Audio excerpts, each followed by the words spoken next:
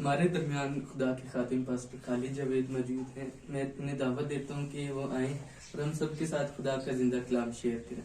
खुदा के खादिम और खुदा के कलाम के लिए जोरदार ताली।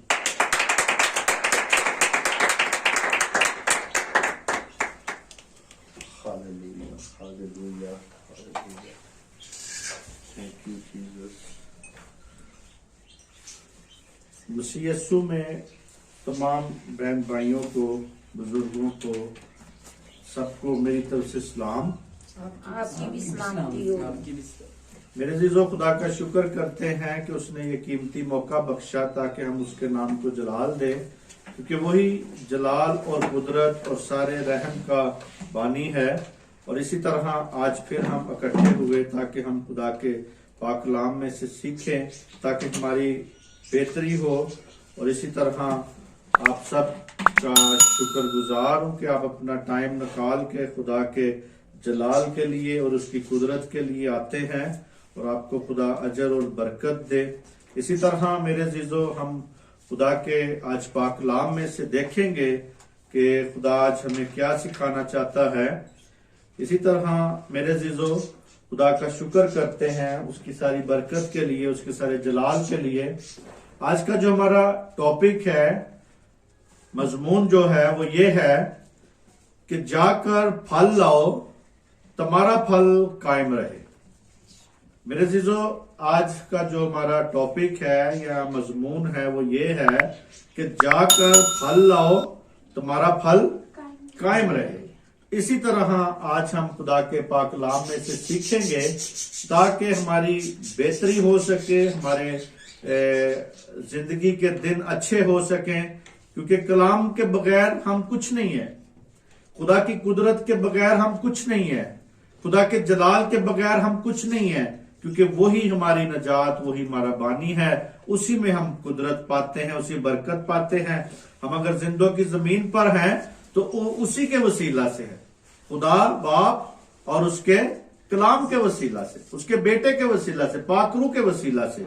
इसी तरह हम खुदा के पाक कलाम में देखेंगे यूहन्ना की इंजील और उसका 15वां बाब, उसकी 16 आयत को हम गौर फिक्र करेंगे, देखेंगे 16वीं आयत को। थैंक यू जीसस, तेरा शुक्र हो।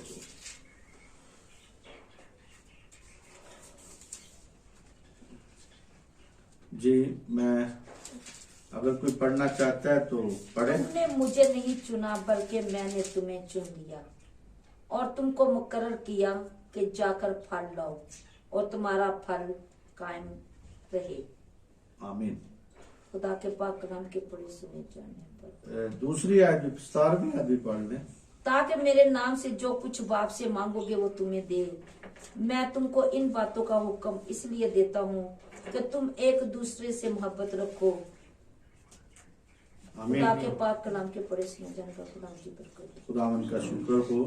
मेरे जीजो, हम यहाँ पे खुदा के पाक कलाम में जो पढ़ा है, देखा है कि खुदावंद यीशु मसीह की ख्वाहिश है, खुदा बाप की ख्वाहिश है, क्योंकि जो मसीह की ख्वाहिश है वही बाप की ख्वाहिश है। वही बाप चाहता है कि हम उसकी मर्जी को पूरा कर सके, उसे जान सके, पहचान सके। और यहाँ पे वो कहता है कि तुमने मुझे नहीं चुना, यानी हमने खुदा को नहीं चुना हुआ। कई बार हम बहुत फख्र करते हैं, डिंगे मारते हैं कि मैंने ये किया, मैंने खुदा के लिए ये किया, मैंने ये किया, मैंने ये किया, मैंने ऐसे किया। लेकिन मेरे अजीजों, अगर खुदा इस सांस ही ना हमें दे तो हम क्या करेंगे? कुछ कर सकते हैं जी? नहीं। इसीलिए कहते नहीं मैंने खुदा को चुना या मैं कन्वर्ट हुआ, मैं मसीह की तरफ आया, मैंने ये किया। नहीं मेरे अजीजों, यहाँ पे वो साफ क्लियर बताना चाहता है, तुमने नहीं चुना बल्कि मैंने तुम्हें चुन लिया और तुमको क्या किया है जी?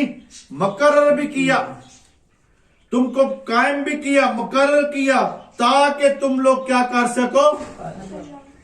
फल लेके आ सको। असल बात है फल लेके आना। असल बात है पौधा लग तो जाता है, पौधा यीशु के नाम पे चल लगा होता है, उसकी डाली तो उसके साथ यानी उस अंगूर के की दरख्त के साथ डाली जुड़ती तो है, तो मेरे अजीजों डालियां तो बहुत सी हैं मगर फल कोई कोई देता है। सारे फल नहीं दे सकते, सारे फल देते भी नहीं है, क्योंकि जितना हम खुदावंत की कुर्बत में जाएंगे, जितना हम खुदावंत से अपनी एनर्जी लेंगे, उतना ही हम फल पैदा कर सकते हैं। और इसी तरह यीशु मसीह ने याद दिलाया है, यहाँ पे बताया है कि हम फख्र करना, ऐसा उल्टा सीधा फख्र ना करें, बल्कि कहता है याद दिलाता है कि मैंने तुम्हें चुन लिया है।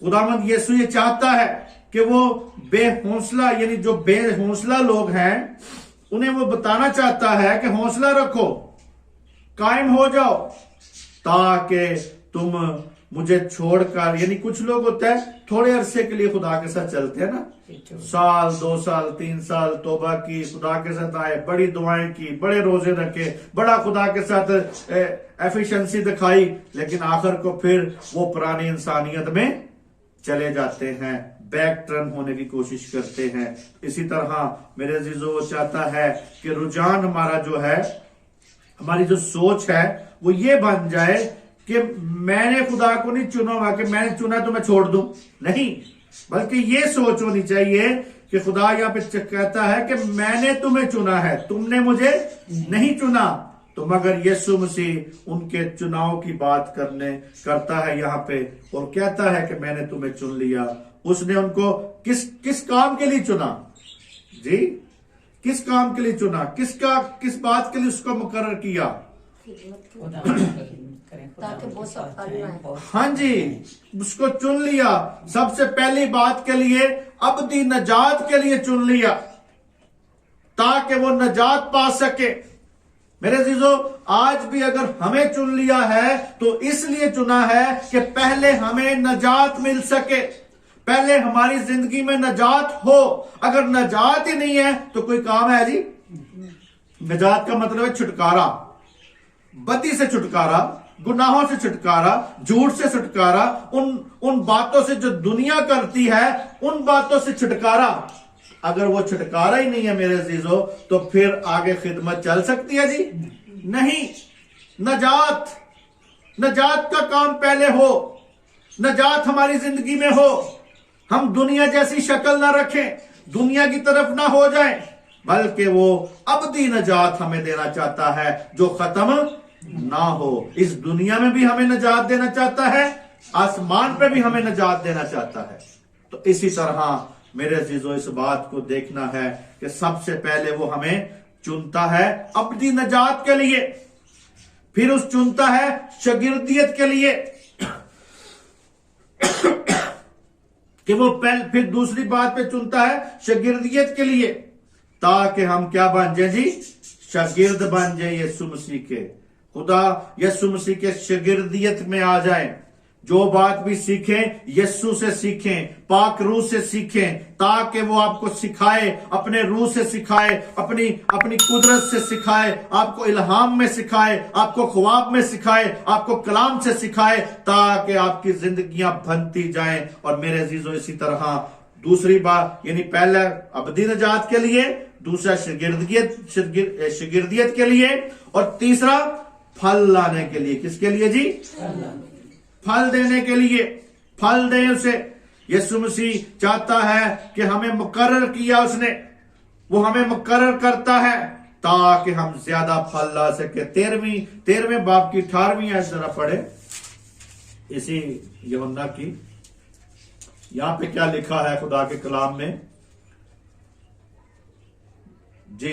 पढ़ो, आप पढ़ दो, कोई पढ़ दो बेटा, कोई बेटा। मैं तुम सब की बाबत नहीं कहता, जिनको मैंने चुना उन्हीं में जानता हूँ, उन्हें मैं जानता हूँ, लेकिन ये इसलिए है कि ये नविश्ता पूरा हो कि जो मेरी रोटी खाता है उसने मुझ पर लात उठाई। हाँ, देखें, कहता है कि मैंने सब की बाबत नहीं कहता, यानी वो सब की बाबत नहीं कह रहा कि चुना मैंने, यानी कहता है मैंने, तुमने मुझे नहीं चुना बल्कि मैंने तुम्हें चुना।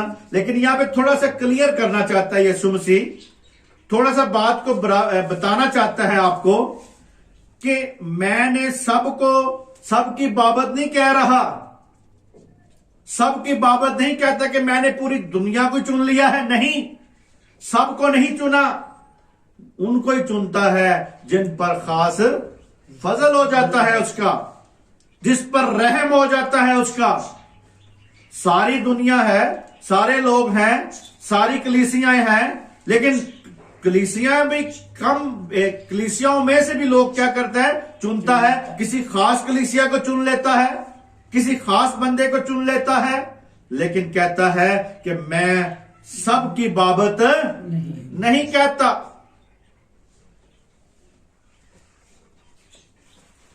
सबकी बाबत नहीं कहता। इसी तरह मेरे अजीजों, हमें इस बात को देखना है कि वो सबकी बाबत नहीं कह रहा।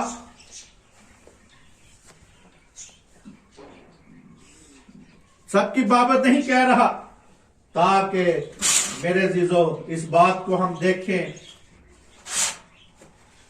ताकि हम इस बात को देखें, जानें। तो इस तरह मेरे अजीजों इस बात को हम देखें, जानें, ताकि मेरे अजीजों इस बात को समझें। वो कहता है कि मैं तुमसे तुम सब के बाबत नहीं कहता। क्यों वो कह रहा था, बता सकते हैं जी? सबकी बाबत क्यों नहीं था कह रहा, बता सकते हैं जी क्या मसला था? आमीन, शाबाश, खुदा में बरकत दे आपको। यहां पे वो साफ बता रहा है कि बीच में एक शैतान का पैरोकार भी था बीच में, जिसको शैतान ने खरीद लिया था, जिसको शैतान ने अपनी तरफ कर लिया था।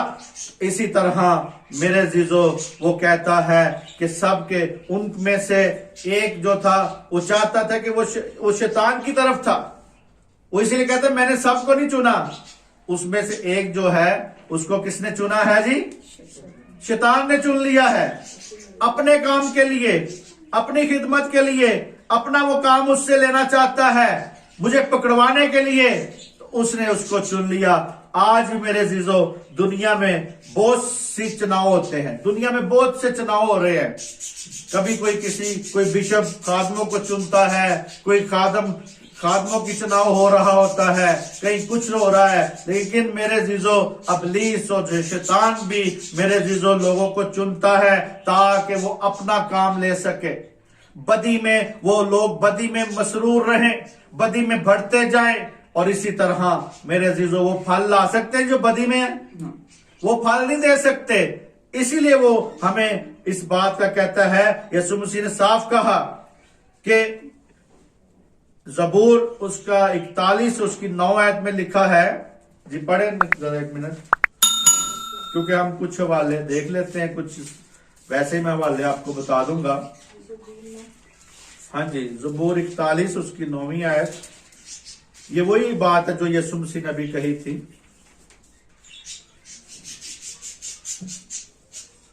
Hallelujah, thank you Jesus. बल्कि मेरे दिली दोस्त ने जिस पर मुझे भरोसा था और जो मेरी रोटी खाता था मुझ पर लात उठाई है। हाँ, आमीन। कहता है कि मेरे दिली दोस्त ने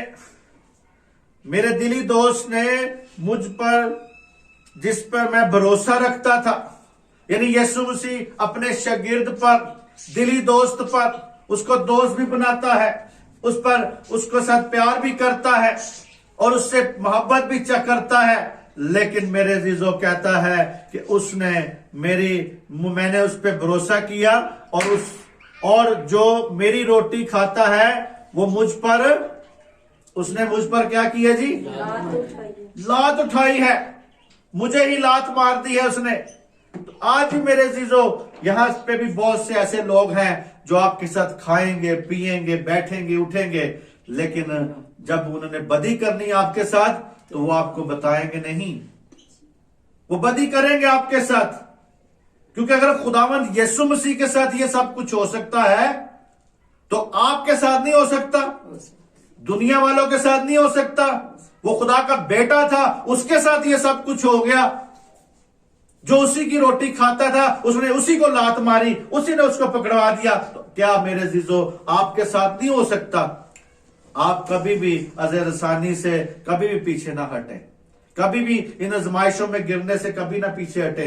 लेकिन मेरे जीजो इस बात को जाने कि वो कहता है कि जो मेरी खाता है रोटी वो मुझे ही लात मारता है। देखिए जरा यूहन्ना, दूसरा यूहन्ना उसकी 8वीं आयत हम देखते हैं खुदा के कलाम में। उसकी 8वीं आयत हम देखेंगे।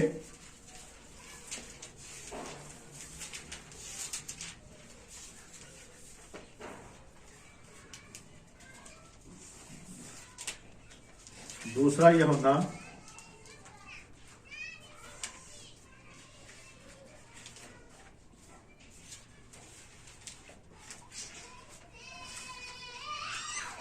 जी, उसकी 8वीं आयत हम देखेंगे। यहां पे खुदा के कलाम में लिखा है,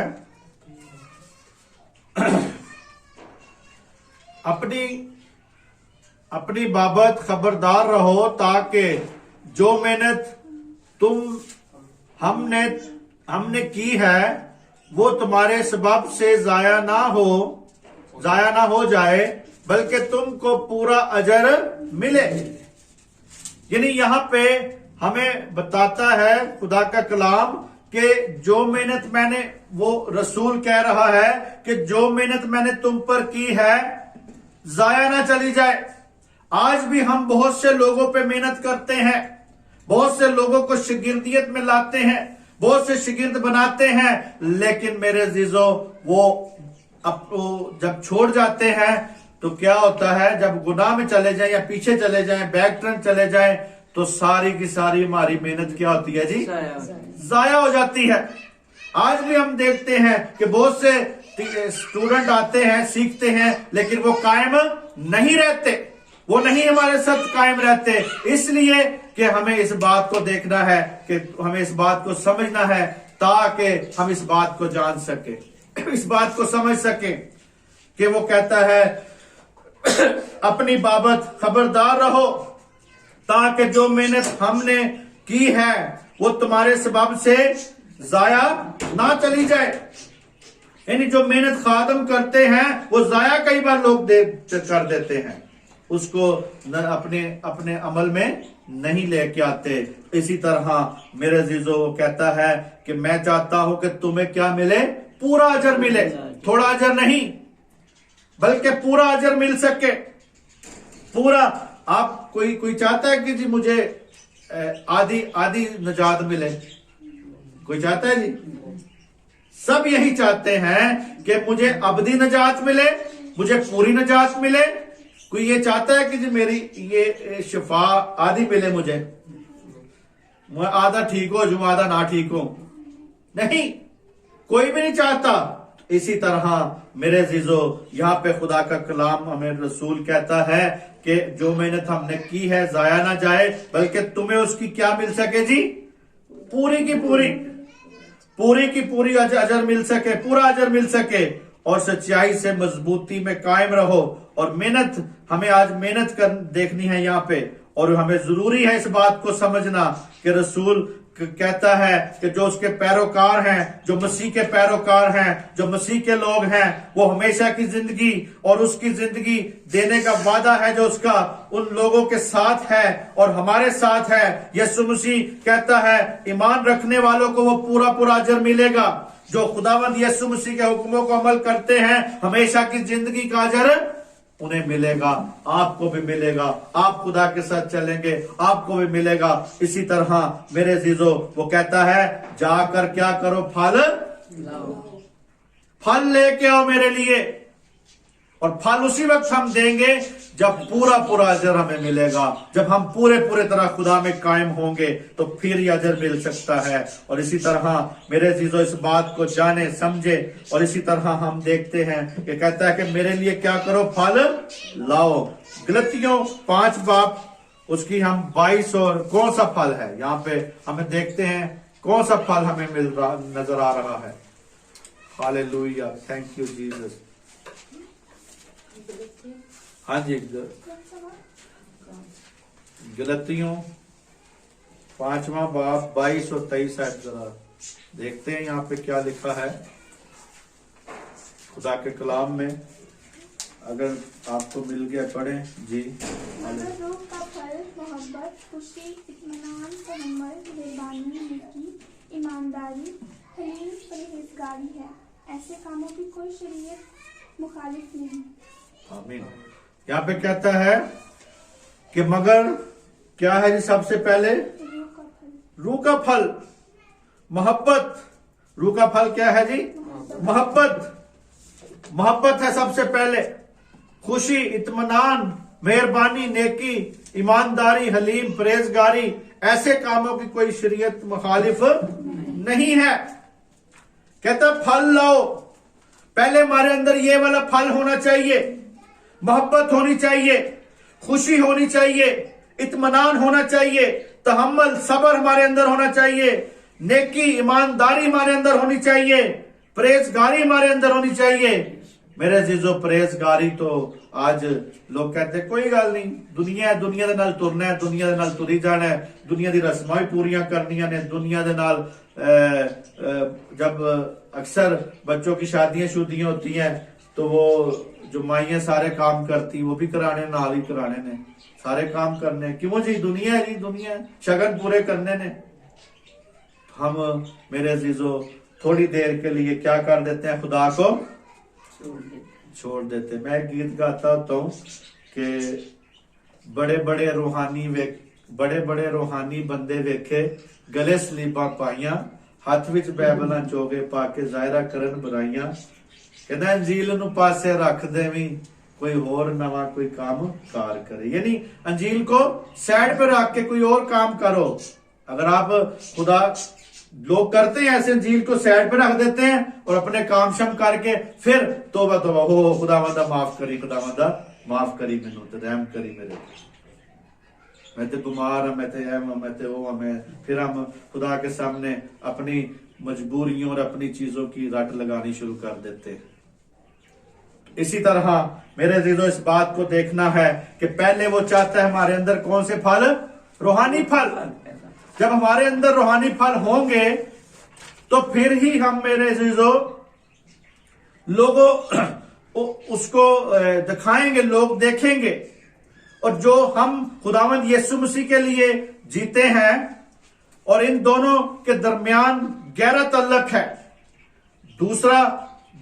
हम दूसरा फल की सूरत में किस तरह ला सकते हैं? पहला फल है कि पहले हमारे अंदर फल होगा तो फिर ही लोग देखेंगे, फिर ही लोग देखेंगे। अगर हमारे अंदर फल नहीं है तो लोग कैसे समझेंगे? समझेंगे जी? अगर मैं ही कुछ मेरी जिंदगी से कुछ नहीं नजर आता किसी को तो लोग मुझ पे यकीन करेंगे जी? यीशु मसीह ने कुछ दिखाया तो उन लोगों ने उस पर क्या किया? यकीन किया, ईमान रखा। इसी तरह आज हमें पहला फल जो है, पहला फल हमारे अंदर होना चाहिए। तो दूसरा यानी दूसरी किस्म का फल दिखाना चाहिए हमारे अंदर। वो कौन सा है? हमारी जिंदगियों में रूहानी फल होना चाहिए, रूहानी फल हमारे अंदर नजर आए। और मेरे अजीजों हमारी जिंदगियां बाबरकत नजर आनी चाहिए। फिर दूसरों की जिंदगियों के लिए भी हम बाबरकत बन सकते हैं। पहले हम बाबरकत होंगे तो फिर हम दूसरों को बाबरकत कर सकते हैं। अगर मैं ही भुखा तो मैं दूजे नू भुखा कभी रोटी दे सकता जी? भूखे नू भूखा रोटी नहीं दे सकता, नहीं दे सकता। जब मैं ही भूखा हूं तो मैं दूसरे को क्या रोटी दूं? जब मैं बाबरकत नहीं हूं तो मैं क्या बताऊं कि मैं बाबरकत हूं? तो पहले मैं खुद बाबरकत होऊंगा तो फिर ही किसी को बाबरकत के बारे में बताऊंगा। इसी तरह मेरे अजीजों हमें जरूरी है, क्योंकि लोग बहुत से ऐसे हैं जिनकी जिंदगी में खुद बाबरकत नहीं है, लेकिन लोगों को बरकत की तरफ लेके आते हैं। लोगों को कहते हैं ये गुनाह छोड़ दो, ये बदी छोड़ दो, खुद कर रहे होते हैं। बेईमानी कहते हैं छोड़ दो, मगर खुद बेईमानी कर रहे होते हैं। इसी तरह मेरे अजीजों हमें इस बात को देखना है, अगर हमारी जिंदगियां बेफल हैं तो फिर हम दूसरों की जिंदगियों में फल कैसे पैदा कर सकते हैं? कैसे उम्मीद कर सकते हैं कि दूसरे हमें फल दें? हमारी जिंदगी अगर खुद बेफल है, हमारी जिंदगियों में फल नहीं है, हमारी जिंदगियों में पाकरू नहीं है, हमारी जिंदगियों में रूल कुदस नहीं है, हमारी जिंदगियों में तौबा नहीं है, हम दूसरों को कहते तौबा करो। मेरे अजीजों, इत्तेजाद है हमारी जुबान में, क्या है? बोलना कुछ और करना। इसी तरह मेरे अजीजों, हम दूसरों से उम्मीद क्या रखें? फल की। खुदावंद यीशु मसीह ने कहा है कि फल लाओ। खुदावंद यीशु मसीह ने कहा है कि फल लाओ। ये उम्मीद करता है कि हम दिखाएं और फिर फल लाएं। यीशु मसीह आज उम्मीद कर रहा है हमारे ऊपर, खादमों के ऊपर, ईमानदारों के ऊपर। वो चाहता है कि तुम पहले क्या करो? पहले दिखाओ। तो पहले वाला कौन सा मैंने बताया आपको? भी पहले बताया जी, कि जो मैंने बताया कि रूह का फल पहले हमारे अंदर होगा, तो फिर ही हम किसी को फल लाएंगे ना, फिर ही मसीह को फल ला के देंगे। अगर हमारे अंदर ही फल नहीं है तो हम किसी से फल की उम्मीद कर सकते हैं जी? मसीह में सारी कुदरत थी, तो वो हमारे अंदर भी वो कुदरत चाहता है कि हमारे अंदर हो। इसी तरह मेरे अजीजों, इसका अगला फल देखें कौन सा वाला है? बुरा फल। जी, बुरा फल कौन सा है?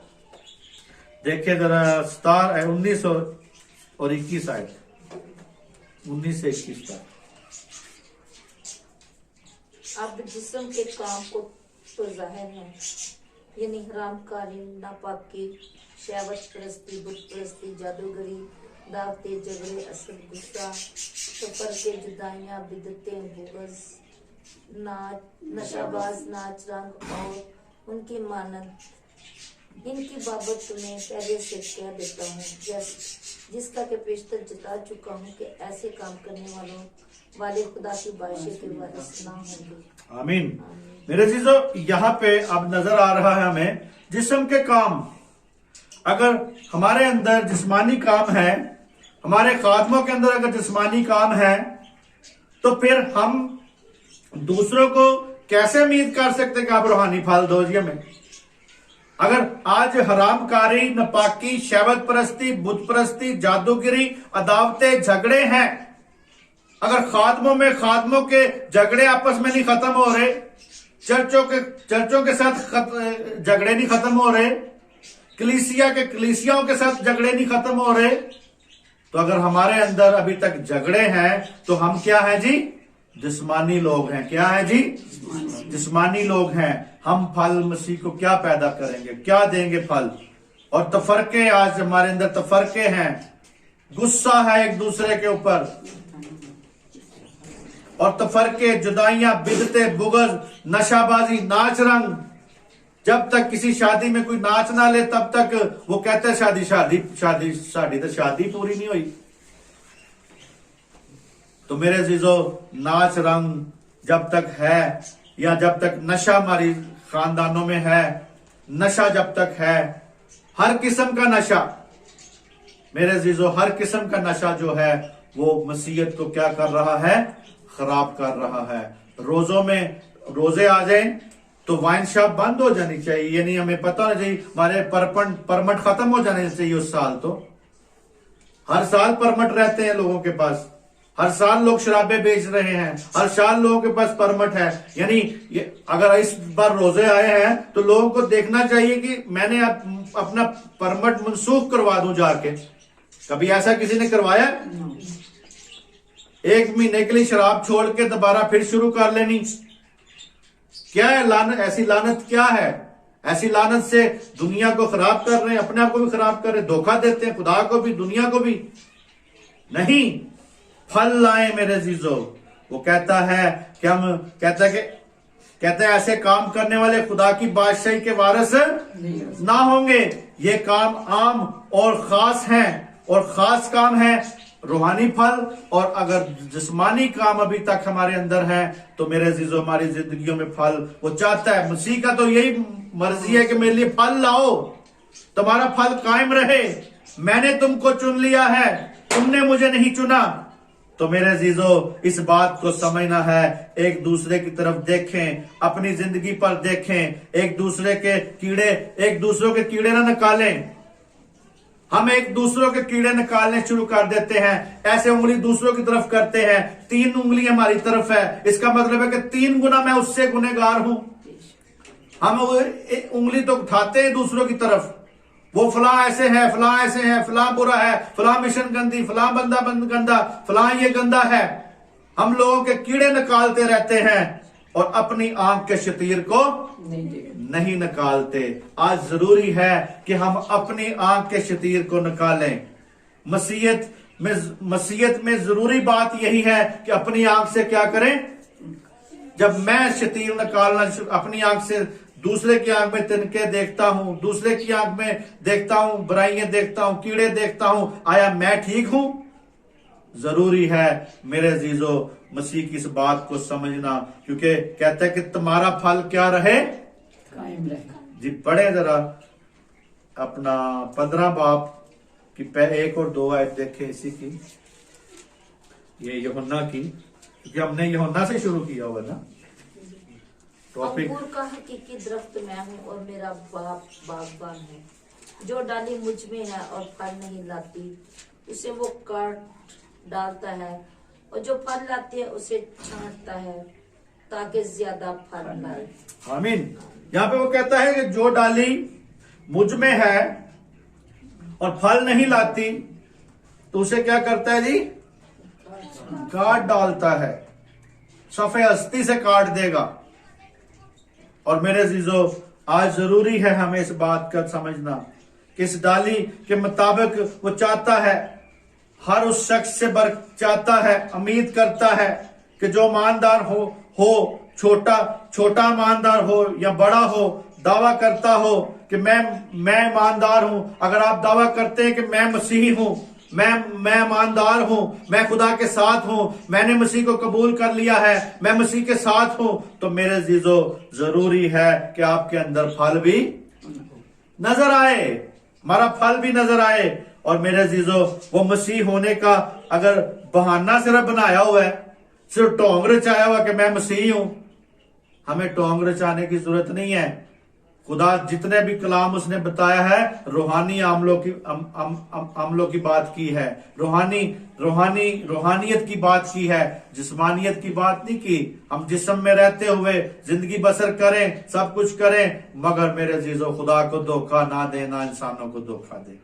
जरूरी है इस बात को समझना। और इसी तरह जो मसीह ईमानदार फल ना लाएगा तो मेरे अजीजों उसे निजात मिल सकती है जी? नहीं, वो काटा जाएगा। उसे निजात नहीं मिलेगी, वो काटा जाएगा। और इसीलिए मेरे अजीजों हमें जरूरी है इस बात को समझना, इस दुनिया की दिलचस्पी अपने अंदर पैदा ना करें, कि दुनिया की तरफ रागब ना हो। अभी तक ईमानदार की रूह का फल नहीं है, अगर नहीं है, ईमानदारों की जिंदगी अभी तक फल कायम नहीं है, तो जब तक हमारी जिंदगियों में फल कायम नहीं होगा तो दूसरों की जिंदगी में फल हो सकता है जी?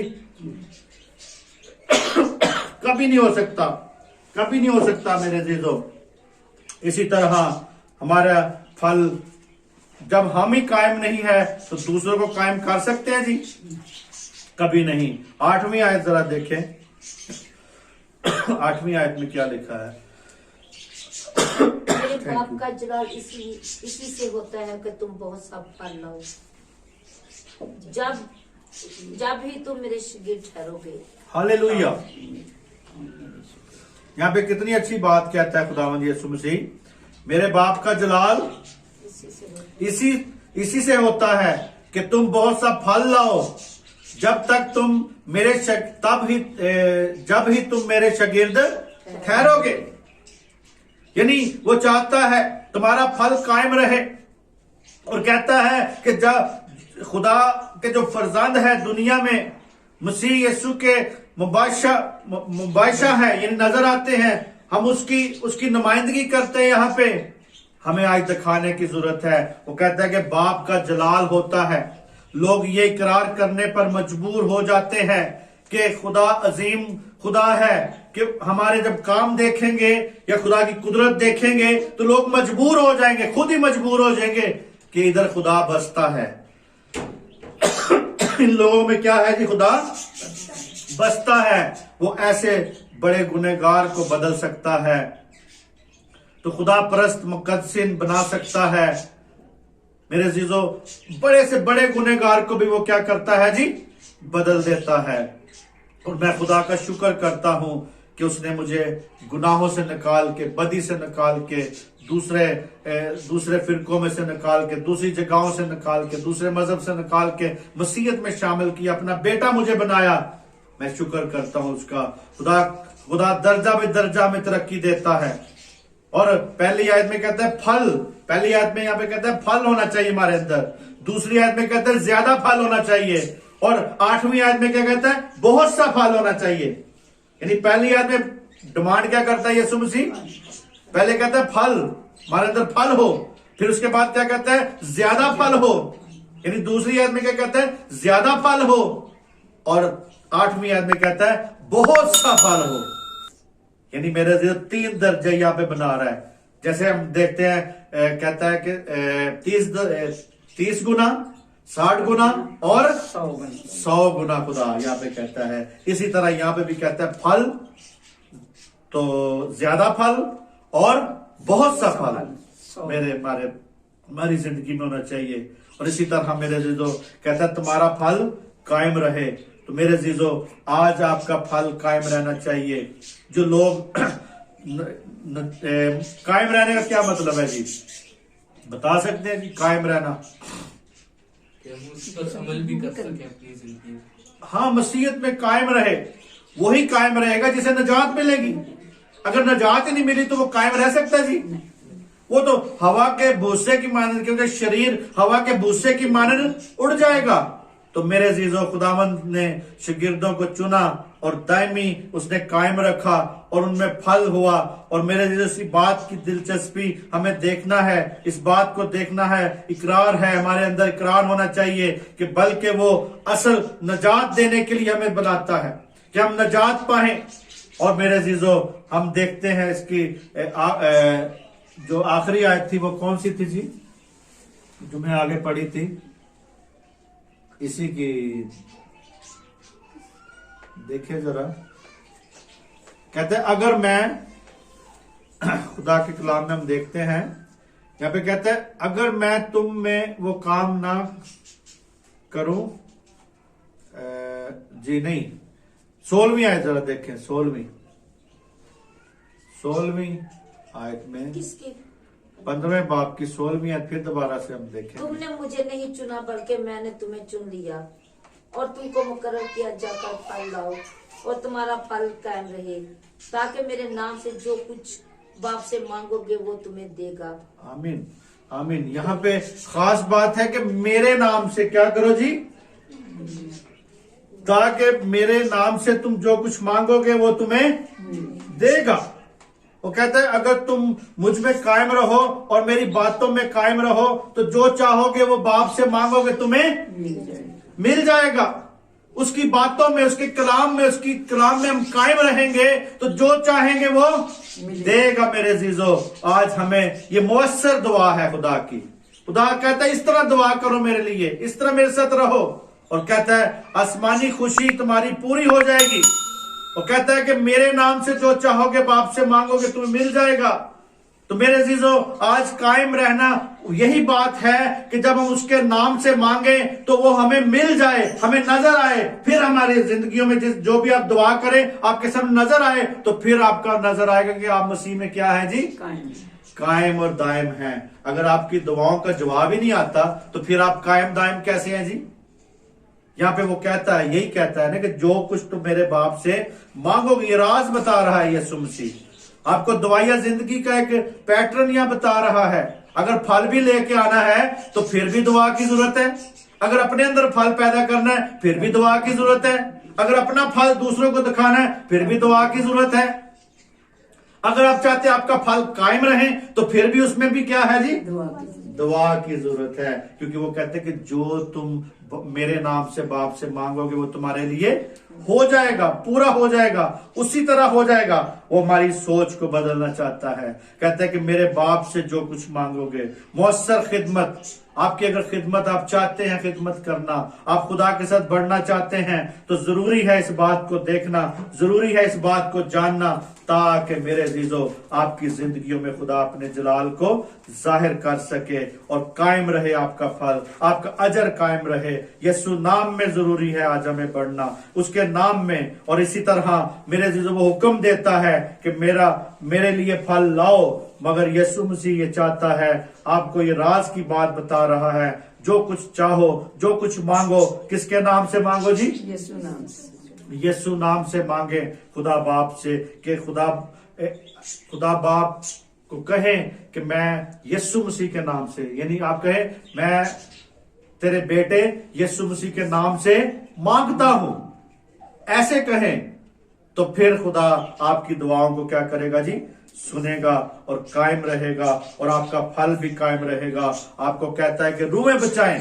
क्या बचाएं जी? रूहें बचाएं, कलाम बचाएं, लोगों के पास जाएं और अपने आप को दिखाएं, ताकि आपकी जिंदगियों में खुदा का जलाल जाहिर हो सके। इसी तरह मेरे अजीजों, खुदावंद आपको बरकत दे और आपकी सलामती हो, आप सबकी सलामती हो। इसी तरह जो सुना है इस पर अमल करने की खुदा आपको तौफीक दे। और मेरे अजीजों, खुदा चाहता है कि वो कहता है कि क्या करो, मेरे लिए फल लाओ, आपका फल आए और कायम भी रहे, आप दिखाएं फल लोगों को, ताकि मसीह यीशु के नाम को जलाल मिले। आमीन।